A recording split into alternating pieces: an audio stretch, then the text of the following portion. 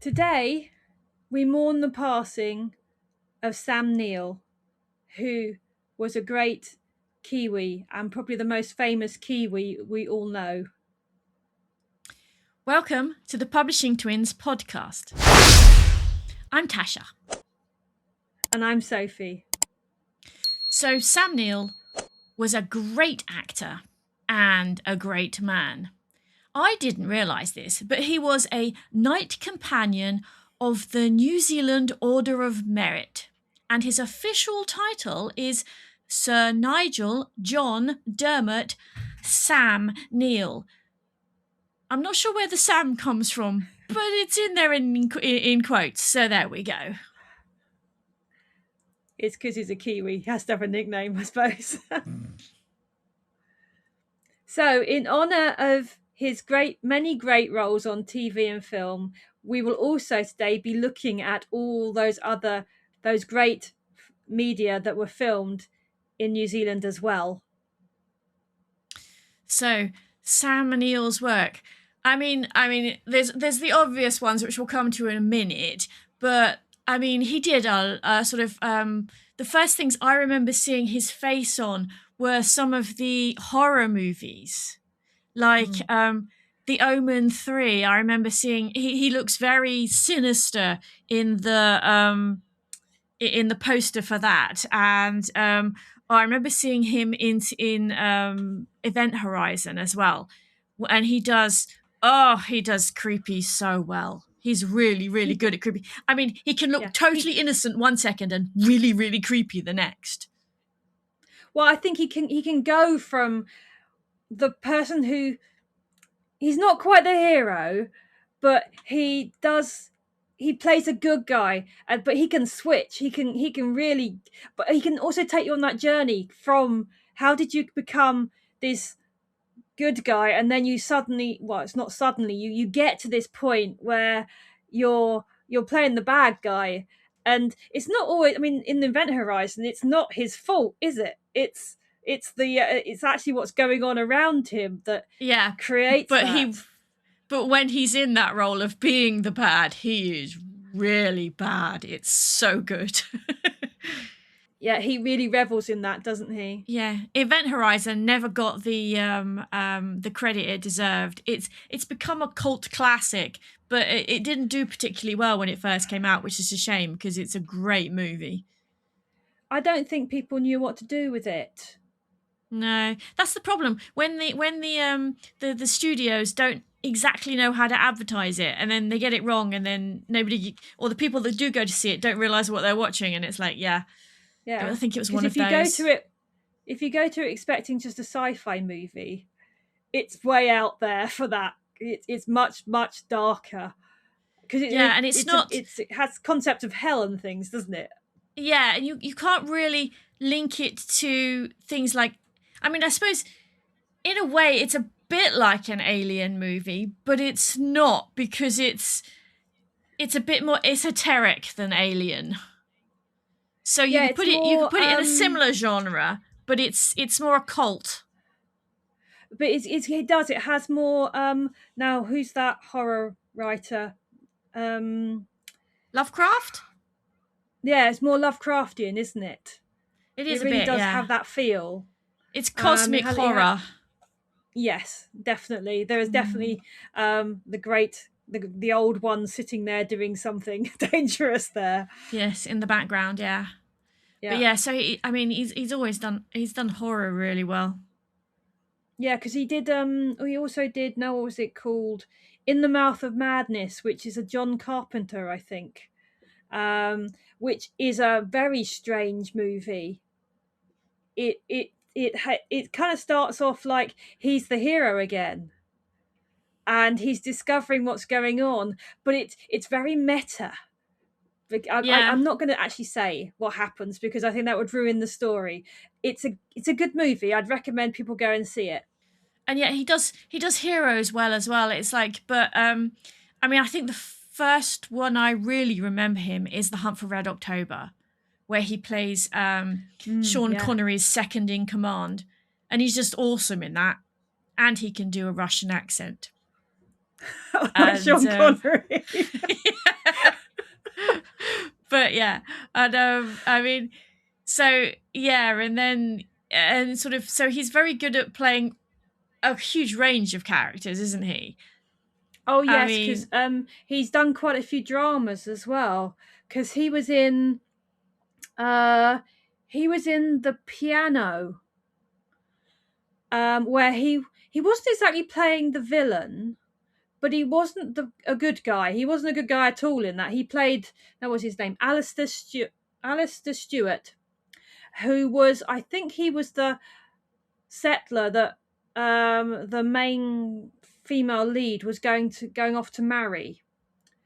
okay. And I think there's a whole bunch of it's quite a complex plot. I'm not going to go into it because The Piano, Mm. again, it's a excellent drama. You do have to go and watch it. I mean, I'm assuming he did a lot. He did a lot of mini series as well, didn't he? Especially during the 80s. Wasn't there and TV series as well? Wasn't there Riley, Ace of Spies, where he was the hero? Yeah, that was a UK. I think that was a UK miniseries.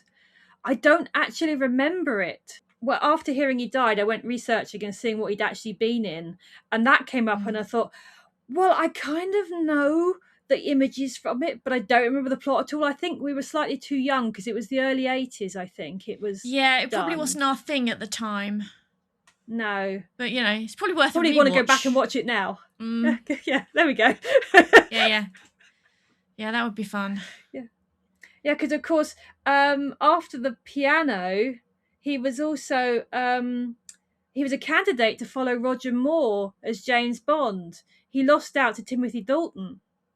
I'm trying to imagine Sam Neill as James Bond, and no, I'm sorry, it just doesn't compute.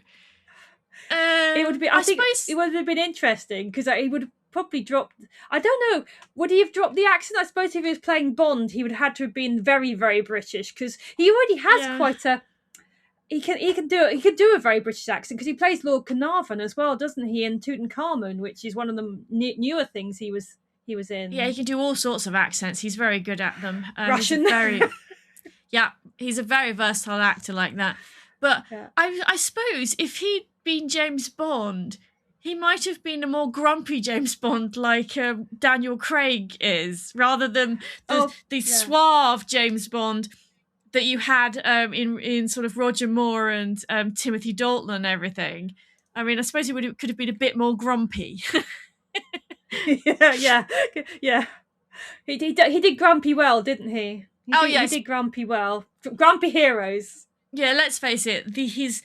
His most famous role that threw him into the group consciousness has to be Jurassic Park with Dr. Alan Grant. I mean, and that is the epitome of the grumpy hero thrown into a situation where he's just going, why me? Why me? Even though there are dinosaurs and he's going, dinosaurs. He's still going, why me? The entire time.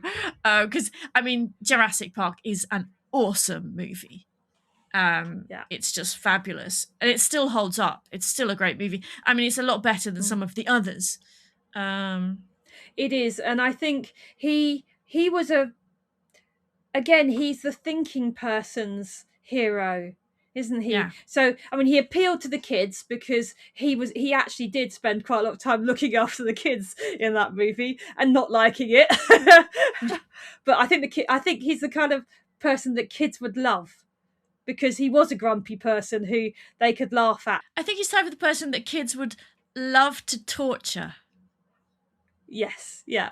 Especially since he had lots of information. He was the knowledgeable one, the paleontologist. That character could have been so 2D so easily. But he gave him he was brilliant. Absolutely brilliant. That's what he brought to all the roles though. He never played one-dimensional characters. It didn't matter what he was playing, he brought something to the roles all the time. Yeah, I mean, he did Cardinal Wolsey in the Tudors recently as well, and I haven't seen much of that because it's not something I watch a lot. But I've seen shots of him, and he is excellent. He really brings that, and apparently he really enjoyed filming that. That's good. But you get the feeling he enjoyed filming a lot of his movies. I mean, and he could also chew the scenery with the best Oh, of yeah. them. Like in Daybreakers, where he was playing an evil vampire, and it's like, Yeah. he's really good at that and going OTT as well. I mean, Yeah, I don't think there's anything this man can't do.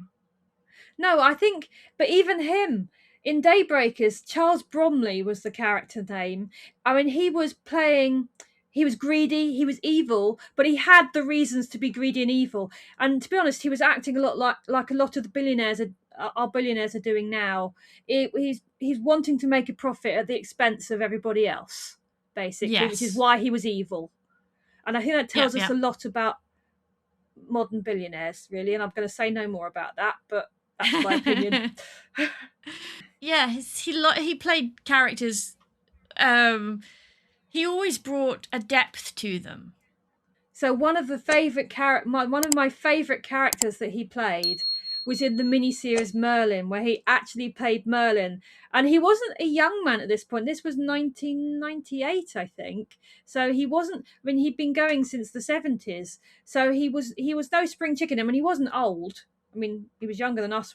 We are now, probably, when he played Merlin, but he was playing an older character, an older Merlin. He wasn't.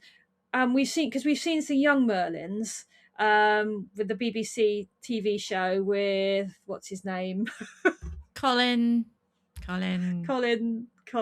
Yeah, Put it on the screen when you go and look it up. Okay, I'll go look it up and put his name down. Yeah, because that was the young Merlin and the young Arthur, and they were fantastic. They were great. That was a great show. He also wasn't as old as most of the Merlins we'd seen in stuff up till then, because Merlin is always this old guy with a beard, but like Gandalf. He was an old guy. Yeah. Whereas in this case, he wasn't. Middle-aged. He was middle-aged Merlin. Yeah, he was. Yeah. I mean, he did play a slightly younger Merlin in that as well, but yeah. Yes, but I think he was the protagonist rather than the hero. He was telling his story, and he wasn't squeaky clean. I mean, I suppose with the story of Merlin, the stuff Merlin gets up to about Arthur and getting Arthur conceived and stuff like that, he wasn't squeaky clean from the legends, and it's very clear that he's not a squeaky clean action hero. But he's everyone in that Merlin miniseries, including Miranda Richardson, who plays Mab, who is absolutely fantastic. She's amazing. She's absolutely awesome. Yeah, but Mab's not a pure villain either. Both of them have magic. Both of them come from this background of magic. And they have reasons. Magic is leaving. But they've got their reasons. Yeah, they've got the reasons for doing what they do. And you believe those reasons. The acting is so good. I mean, that whole miniseries, I thoroughly recommend it. If you haven't seen it, I think it's available on DVD or it's probably on streaming somewhere. But it really is fantastic. I thoroughly recommend that one. I mean, Merlin, the setting of Merlin's set in Cornwall, of course, in the West Country, and the whole story of Merlin and Arthur. That was one of the inspirations for me when I moved the Nightblood Chronicles from the US, because I realized I couldn't write characters in the US really well, and I needed to move them, and I moved the whole story to the UK. I decided to base it in Cornwall because I thought, well, there's a background there, the myth and legend. It's a fabulous county. The whole of the West Country, actually all three counties that make up the West Country, are absolutely fabulous. I mean, the countryside, and but it just has something. It has a mystery, a magic that you can... Yeah, it's a bit mystical down there. Yeah. I mean, that's the reason. I mean, I did exactly the same thing in the Avebury Legacy. I mean, most of it is set in the US, but there's a part of it that's set in the UK down in the West Country, because I know what it looks like, which is always useful in these things, and also I wanted a crystal cave in it, and Merlin West Country Crystal Cave. Ta-da! Merlin the Crystal Cave is one of the books, isn't it? Merlin of the Crystal Cave Mary Stuart. That's why I know Crystal Cave, and that's why I think you have to have a Crystal Cave in Cornwall. It's important with these things. I'd also seen a documentary on an actual crystal cave they found as well, which actually turns out it's deadly. But there you go. Oh, because that was that in South America somewhere? I can't remember where it was now. Masks. But and also you can only spend a very short amount of time in there because it's really, really hot. Yes, yeah, it is, yeah. Yeah. So it turns out the crystal caves aren't magical, they're just deadly. But there you go, anyway. Yeah. That's why you need the magic. Okay, so, I mean, I think we've been through quite a lot of Sam Neill's roles now. Well, yeah, and there are so many more. If you just go and look at his IMDb page or his Wikipedia and just look at his filmography, you will find movie after movie or TV series after TV series that you remember, and you remember how good it was. You've just forgotten about it. So in honor of him, go and check it out and then find something to watch, because there's so many. Absolutely. But now we are going to move away from Sam Neill and talk about the rest of New Zealand, because it's a country, guys. And it does an awful lot of very, very good TV series and movies. So, and because we've been with fantasy, we've been with Merlin, we're going to go on to another fantasy now, which is even more famous than Merlin. Well, for some people it's more famous than Merlin. That's Lord of the Rings. Oh, yes. Peter Jackson, thank you so much for those movies. Because he did it. Those movies were spectacular. And not just the special effects, but how he brought the books to life. Because those are long books.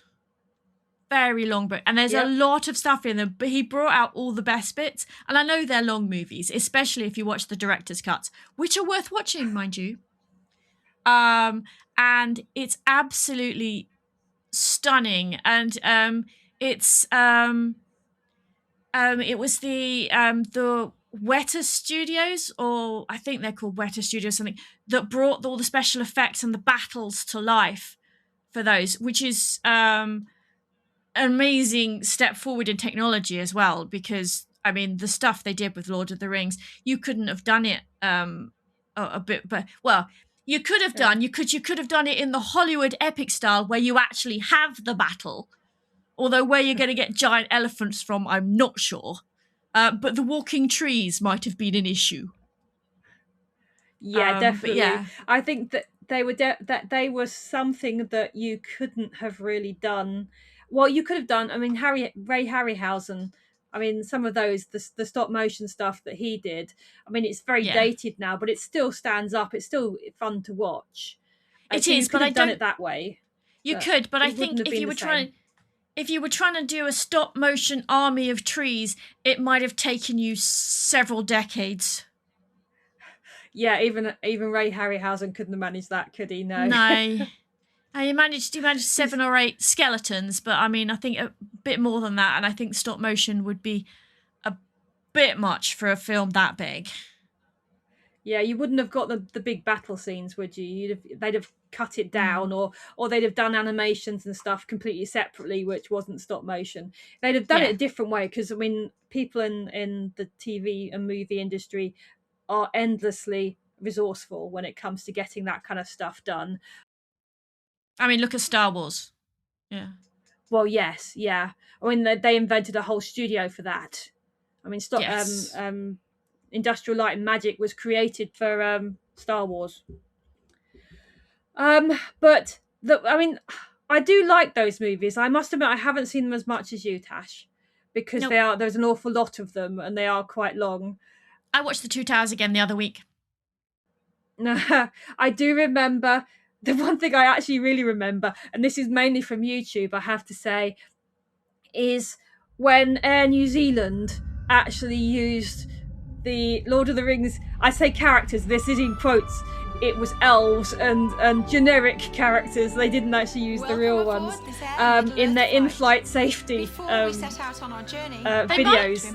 Did they actually use any of the actual actors, as in the New Zealand actors who were all in the extra bits, or did they use? I'm not sure. I'd have to go back and look. It's been a while. I just remember thinking they were very funny, and because there's more than one. I think if you go and look on YouTube, there's actually quite a lot of different ones.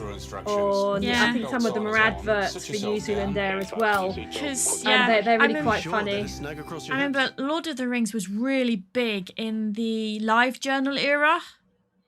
Yes, it was. Yeah. In the live journal, it was all over live journal. Oh, and there was such drama going on about that.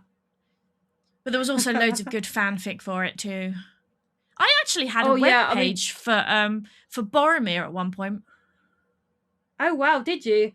No, the one that the bit of fanfic I remember was do you remember Bag Enders? Yes, Bag Enders was awesome. It was a web page again. People, this was back in the I don't know when it was, but early 2000s.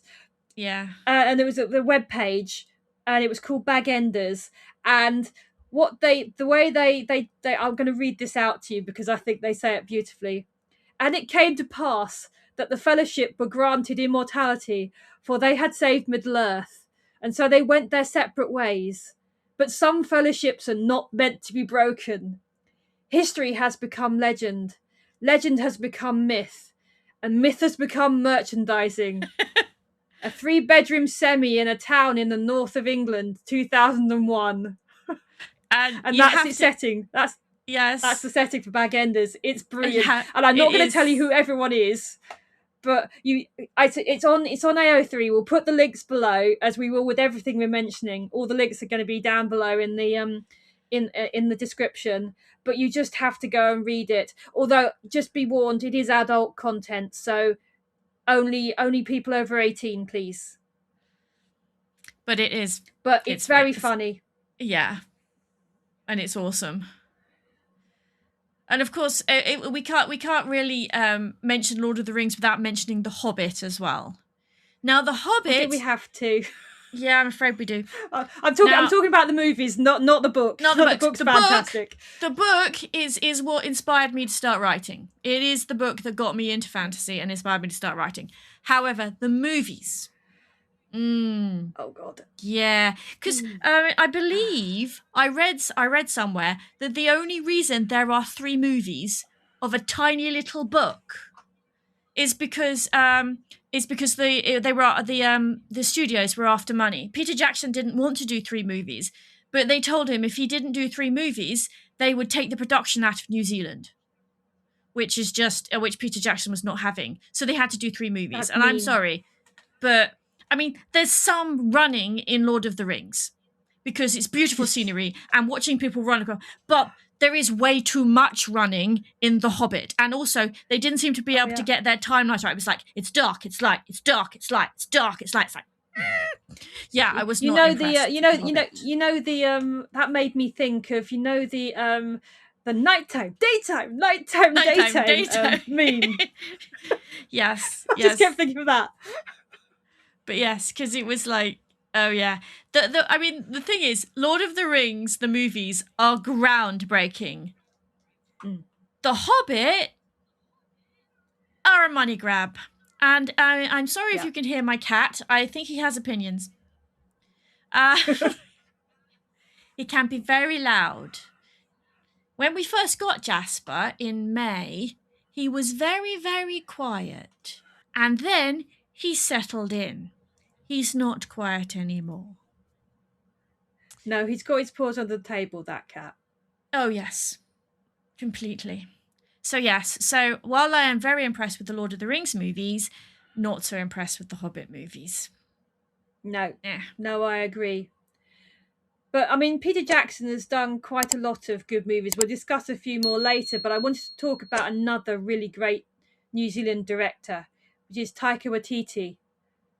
Now, he directed and starred in What We Do in the Shadows, which is where we first came across him, which Yep. it's basically about a bunch of vampires. It's like it's a documentary, but a comedy documentary.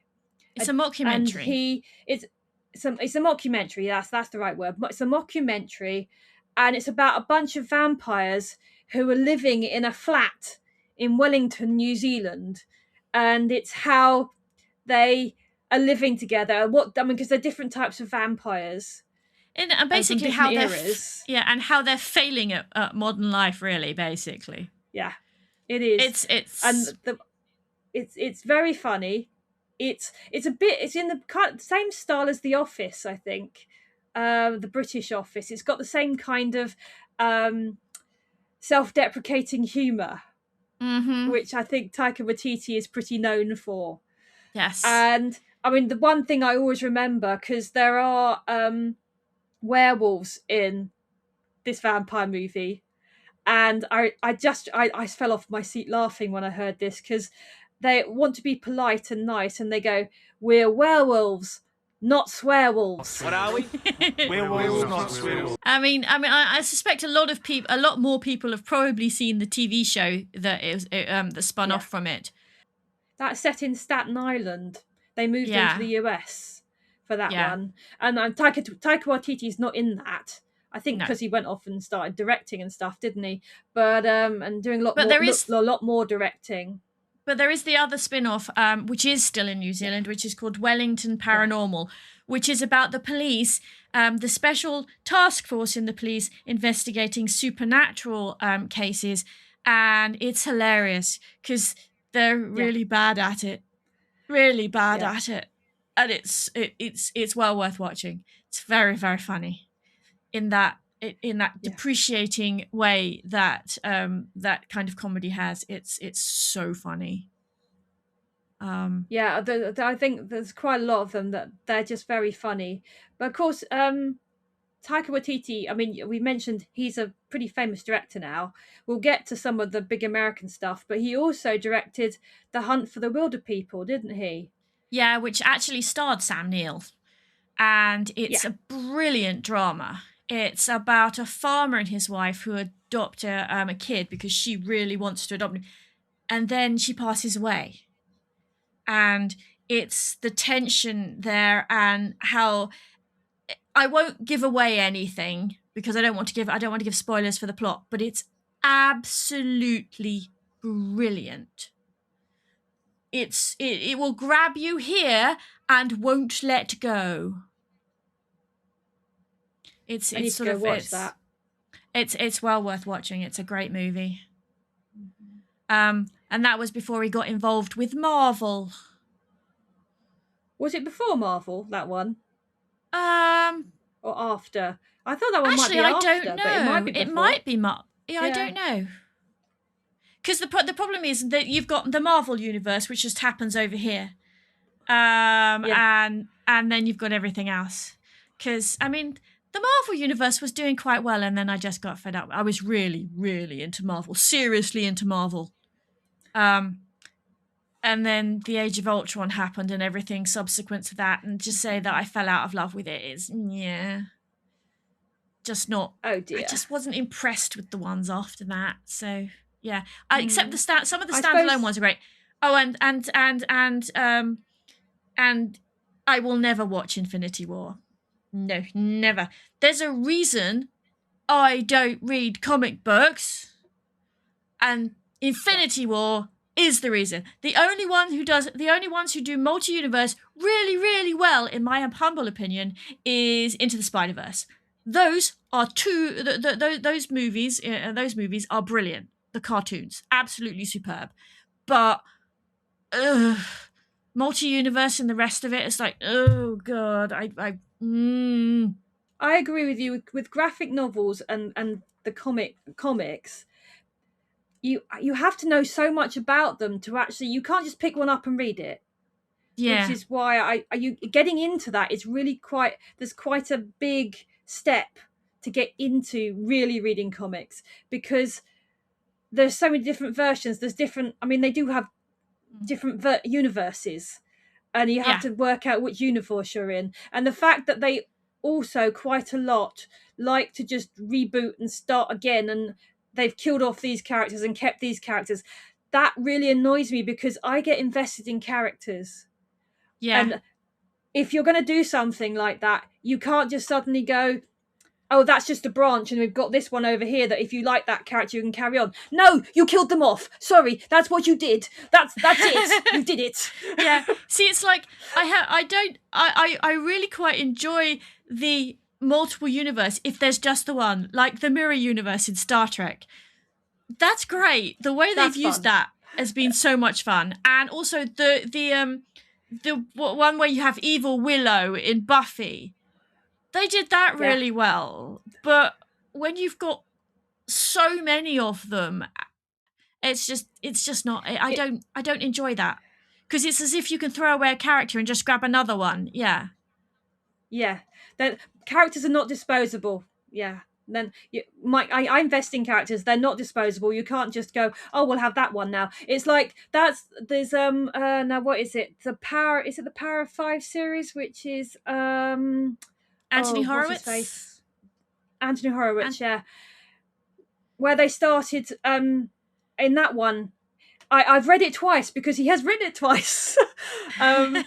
Because he didn't finish the first time he started writing it. He only got to book 3, I think, and then didn't write anything beyond that. And that was in the 80s. And I had to go into bookshops, and I was looking for that in bookshops, and I couldn't find out about what had happened. And he just never released any more. And then he started writing them again in the 2000s, I think. I thought, yes, he's written them again. They're a lot bleaker, a lot darker. And when I got to book 3 and he started replacing replacing characters again, I thought, no, I'm not bothering with the rest of these. Sorry, you've done it again, mate. Because it was the same kind of thing that you get in multiple universes in comic books.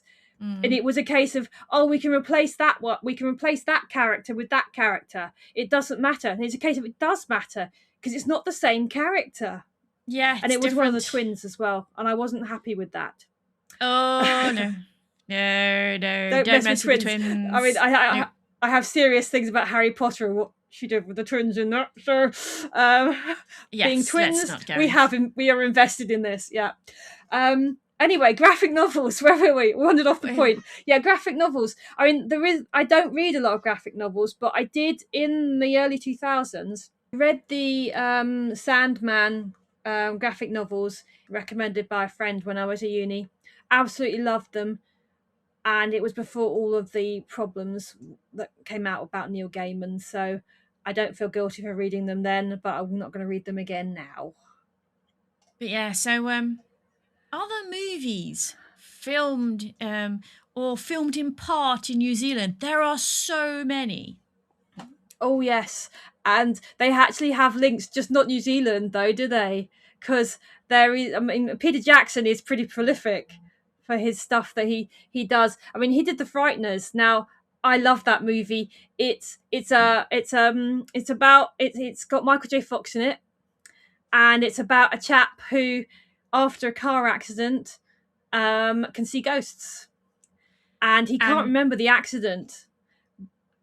And no one believes that he can see ghosts, and he is actually doing quite a lot of, shall we say, questionable things with his talents. He's pretending to be a psychic and goes around and clears people's houses, but he's actually using but he's actually using his talents sort of like so that he can get money. Basically, he's a grifter, is what he is. But of course, that's the premise. The story is so much better. It's brilliant. It's absolutely superb. And it's fantastic. And of course, Peter Jackson also did King Kong, which was also filmed. Oh, yes. And the visual effects were done in New Zealand. And Avatar. Well, Avatar special effects were done in New Zealand by Weta FX again, who are just superb. They show up doing so many special effects for people because they're just brilliant. Absolutely brilliant. Yeah, I'm going to go back to King Kong though. Before you move on, I loved King Kong. It's quite a long movie, isn't it? But I remember seeing the the 1930s movie, the black and white King Kong, which of course this one was heavily inspired by. But the bit that makes me every time I can't watch that bit is the bit with the giant insects in the Valley of Giant Insects. Yeah. Anti-circus. Well done for filming that, but I can't watch it. And I'm not saying exactly why. You can go look it up if you want to, people. But no. But I mean, most of that was filmed in, and all those visual effects, they were created in New Zealand. Thank you very much, New Zealand, for that. Oh. A movie I do like and will watch again lots is The Chronicles of Narnia. I absolutely adore those ones. They're from the mid 2000s, so 2004, 2005, and 2008ish. And The Chronicles of Narnia, that's only the first two which were filmed in New Zealand. Yeah, then they have budget cuts. The Lion, the Witch, and The Lion, the Witch, and the Wardrobe, absolutely fantastic movie.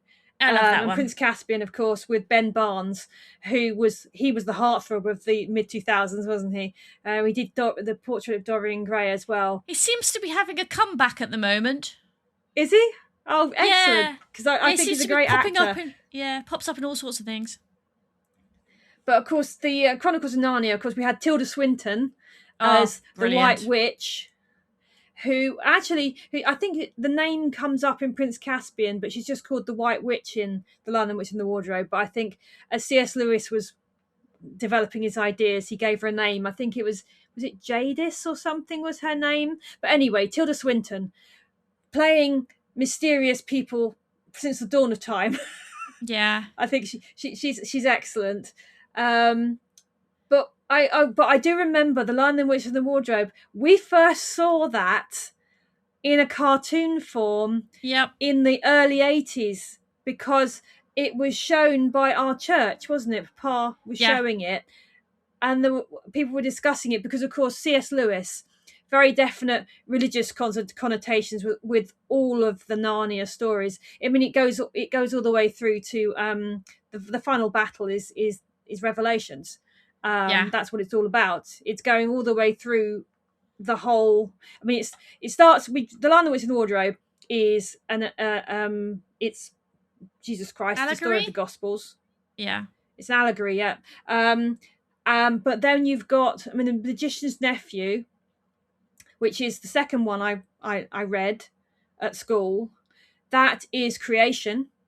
It's how Narnia was created. But then you've got Prince. I'm not sure where Prince Caspian fits in, actually, to be honest. And the Voyage of the Dawn Treader. No, some of them are a bit more, hand wavy. But yeah, I mean, let's face it. I mean, The Lion, the Witch, and the Wardrobe just bangs you over the head with its. Yes, Aslan is Jesus Christ. Okay, guys. Yeah. But so we were sort of that was very much a okay cartoon to watch for Christian children. I mean, we watched all the others as well. So I mean, because Mummy and Daddy were never funny about that, but that was the one that was, the good one to watch. And of course, then there are other movies. There, 30 Days of. I didn't realize 30 Days of Night was filmed in New Zealand. It's set in Alaska, but apparently not Alaska, New Zealand. It's a vampire movie. Well worth a watch. Got really scary vampires in it. Yeah, hence 30 Days of Night, because Alaska has 30 Days of Night. And that's when the vampires move in. That's quite spooky, that one, isn't it? But also, Disney's Mulan, the live-action Mulan, a lot of that, I mean, some of it was filmed in China, but a lot of it was filmed in New Zealand as well. And the Meg. And the Meg, Oh, yeah, the Meg, yeah.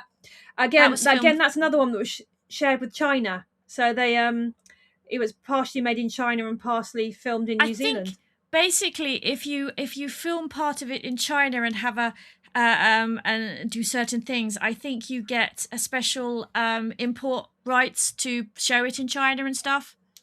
So I think that's why they do it. But no, I mean, let's face it, you can understand why people film in New Zealand.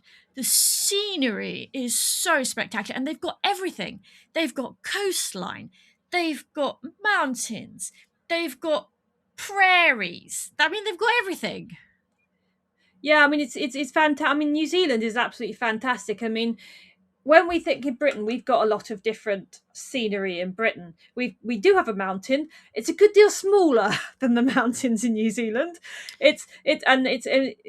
Snowdon is kind of probably fairly pathetic compared to those fabulous mountains that they trekked up to film on in New Zealand. Yeah, and one of the big problems with the UK is, except possibly in the Highlands of Scotland, is if you turn around, there'll be a town over there. So you look down and go, oh, look, people. That's not so great in a fantasy setting.